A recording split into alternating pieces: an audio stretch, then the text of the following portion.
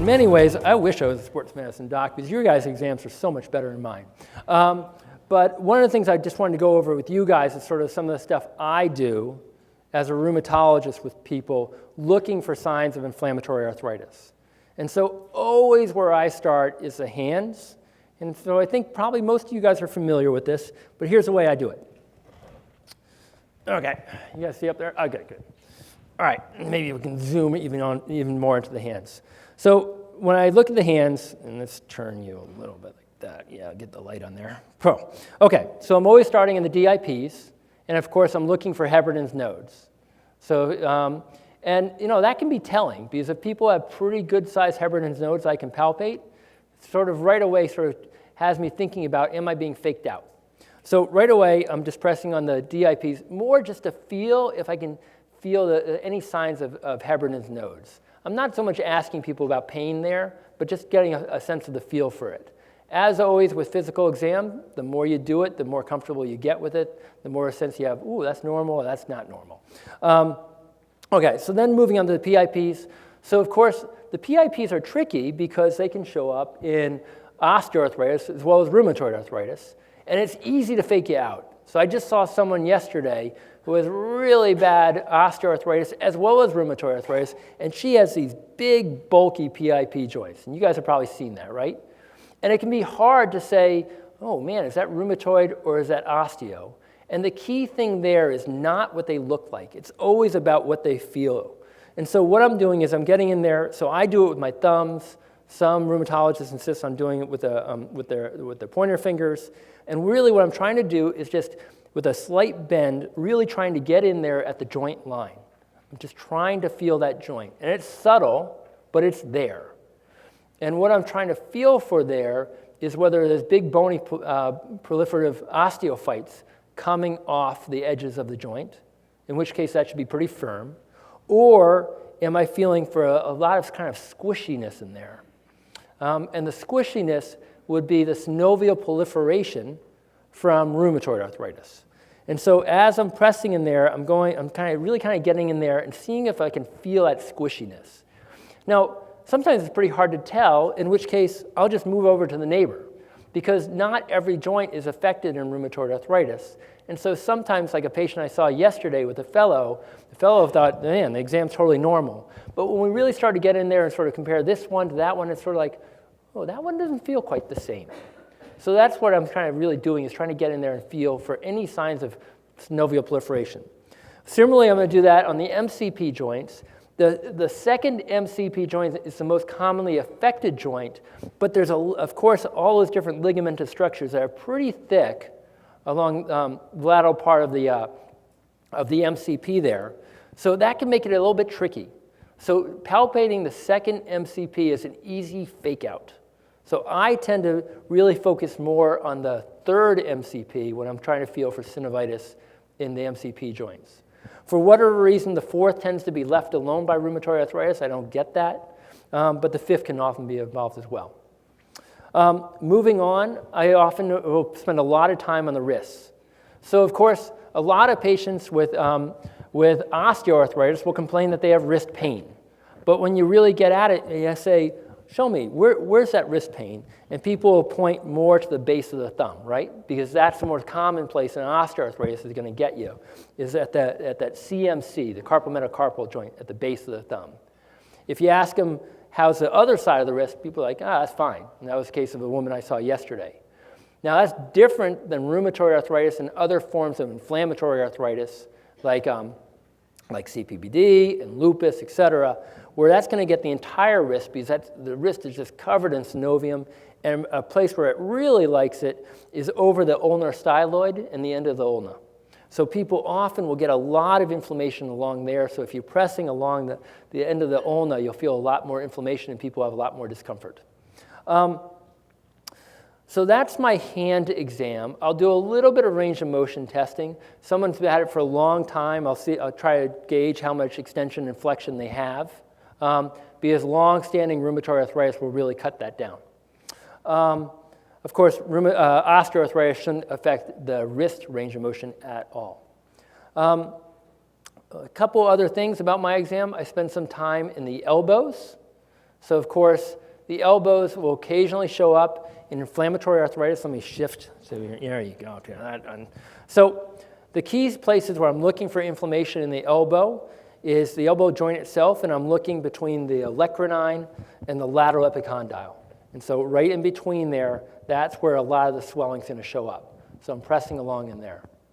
Now, the other thing that will show up a lot in the elbow is gout, but that tends to be in the olecranon bursa more than the joint itself. So people with gout will often complain about elbow pain, but I'll try to quickly get at, is this an elbow joint problem or a bursitis? And so the easiest place to start is, how's your range of motion? So is there full extension and flexion? In which case, particularly if flexion's limited because it's pulling on that bursa, then I'm thinking a lot more about bursitis, but the extension's normal. The other thing that I'll look for in people with elbow arthritis and rheumatoid arthritis, of course, is not just can they flex and extend, but also rotation. Because many people with rotation will have a great deal of discomfort as you rotate the radial head inside the elbow joint itself. I think I'm going to skip the shoulder because you guys have been talking a lot about that, and there's not a ton of stuff that I can add in there, other than the fact that, of course, when I'm looking for an effusion of the shoulder, I'm trying to palpate it anteriorly, but it's a pretty hard effusion to pick up unless it's massive. Okay. I think maybe a couple of the last points are, so in ankylosing spondylitis we were talking about earlier, it's going to affect the shoulders in some patients as well as the hips, and so I'm looking for signs of that, largely with limitations in range of motion. Carlin, how am I doing for time? Right, great. All right, so of course you guys are all familiar with how to do shoulder range of motion. I don't need to show you how to do that, but if you're really struck that, boy, whoa, wait a minute, why is the shoulder not going past that? Start thinking about inflammatory arthritis causing a lot of shoulder damage and getting x-rays. Similarly in the hip, so hip, yeah, it's fine, you're fine. Let's do it this one. You got that one? All right, good, good. Okay, so, of course, you're usually going to do this lying down, right? But key things about the hip, particularly inflammatory arthritis, often it's going to be the flexion that's going to be last to go, but it's a little bit easier to pick up on limitation in rotation. So, again, it's a little bit easier to do it on the exam table. But as I'm rotating, you go like that, and like, whoa, wait a minute, it's not going nearly as far as I'd expect, both as well as externally. Then I'm really starting to think about ankylosing spondylitis and the other spondyloarthritides. One last point I want to make. Take your shoe off. Sock 2. All right, so gout. So gout can show up in many different ways in the feet. So of course everyone's familiar with podagra, the big swollen big toe. But don't forget that many people with podagra, it's actually not the MTP joint. So in many people, it's actually in the MTP bursa along the medial aspect of the toe. And that's the reason why often people will have the redness on the medial aspect. And of course, when you press on them, it's remarkable. I saw a gentleman yesterday who had gout, and it's one of the few things where I press on a young, healthy guy, and they go like this. Whoa! It is exquisitely painful. So that's, of course, the classic thing. If people have had gout from a while, often it will show up in multiple joints in the foot. So they'll come in complaining of first MTP pain, but if you go poking around, you'll actually pick up a lot more. And so I actually will go carefully through the whole MTP exam, and often there'll be several of them where the person will give that same sudden jolt. It's not necessarily continuous, so it'll be like the first, and then you'll have the third. And then I'll also palpate the midfoot carefully as well, the different joints in the instep, as well as the tarsal joints along the lateral aspect of the foot, going through each of them. And it's, again, remarkable how often gout hits those two, even if the person's not complaining of pain. There's something about gout where there's one joint that really centers a person's attention, but when you start palpating, you start noticing there's multiple joints involved.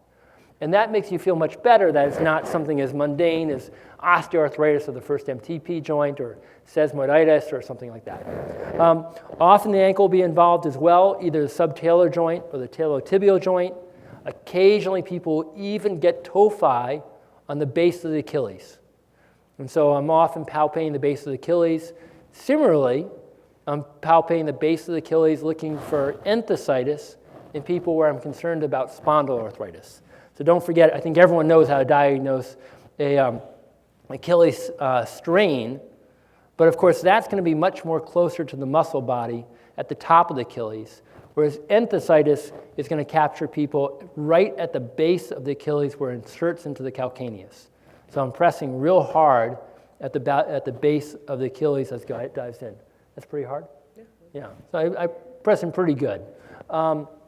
So that's the exam of the rheumatologist. One more place to look for enthesitis in the lower extremities is the patellar tendon as it inserts into the tibial tubercle. And I'll again press pretty hard right there, looking for pain right at that insertion. So that's it. Carlin, I think I'm out of time. Good. All right. Any questions about all that? Good. All right. All right, thank you all. You guys, this is the first time I've given this talk, so very much appreciate your feedback, how to improve it in the future, maybe harder questions. So please fill out your sheets there and give me some constructive criticism on how I can make this talk better next time. Thanks.